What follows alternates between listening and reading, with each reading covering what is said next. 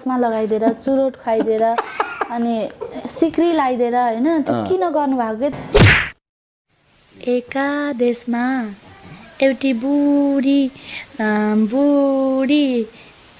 बुढी आइमै थियो अरे र चाहिँ बच्चामै मर्यो अरे हजुर हैन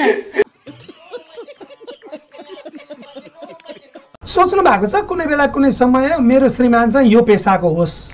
भन्ने लाग्छ नि आफूलाई हैन कोही डाक्टर बन्छन् कोही इन्जिनियर पाइलट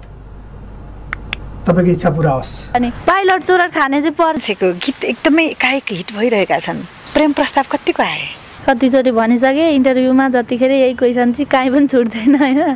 धेरै आयो कस्ता आए रगतले लेखेका आए कि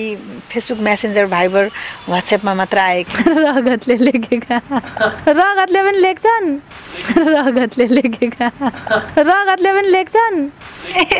अनि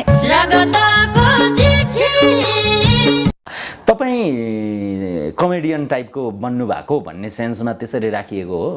मान्छेहरूले राख्या हुन् त्यो मलाई नै थाहा छैन किन त्यो चस्मा लगाइदिएर चुरोट खुवाइदिएर अनि सिक्री लगाइदिएर हैन त्यो किन गर्नुभएको के त्यो कुरा चाहिँ मलाई जान्न मन लाग्यो त्यो चाहिँ किन गर्नुभएको भन्नु त घर पनि थप्नु भएछ नि त घर थपेको हैन घर भर्खर बनाएको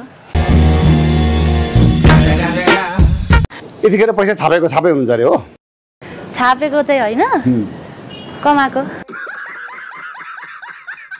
दिनको कति कमाउनुहुन्छ नराडी भन्नु पर्दा भन्दिन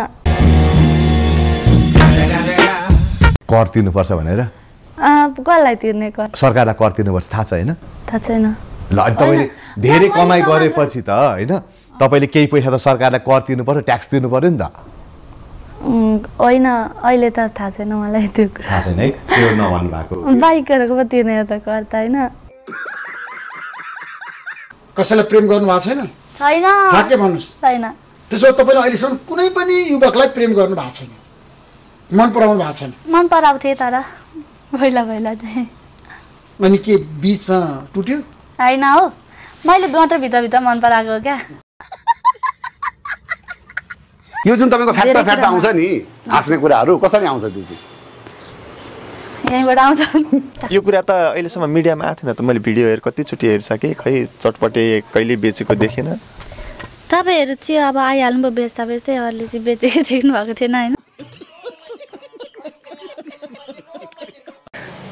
त्यही त यहाँ चाहिँ धेरै हाम्रा कलाकारहरू विदेश जाँदाखेरि खाली सुटकेस हुन्छ अरे आउँदाखेरि चाहिँ टनाटन अरू थपेर पनि आउँछ अरे हो र है त्यस्ता कुरा हो पढाइ चाहिँ छोडिदिनु भयो छैन छोडेको पढ्दै हुनुहुन्छ अहिले अब 12 को कहिले कलेज जानुहुन्न रे कलेज जाँदिन तर एक्जाम चाहिँ दिए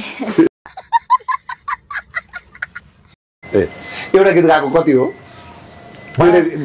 मैले पनि गाउन लाएँ भने कति पैसा तिर्नु पर्ने रहेछ क्या त्यो क्यामेरा बन्द भएपछि भन्छ आफ्नो शरीरबाट कुनै एक अंग हटाउनु पर्ने बाध्यता आइलागेदेखि के हटाउँथे रचनाले एउटा कपाल उखालेर फाल्दिन्छु नि केही होइन के हटाउँदिन एउटा अंग चाहिँ ठ्याक्क कपाल त पुरै कपालै कि त फाल्दिनु पर्यो एउटा मात्र मिलेन कहाँ फाल्नु हो दादा कहाँ अंग फाल्छ म त फाल्दिन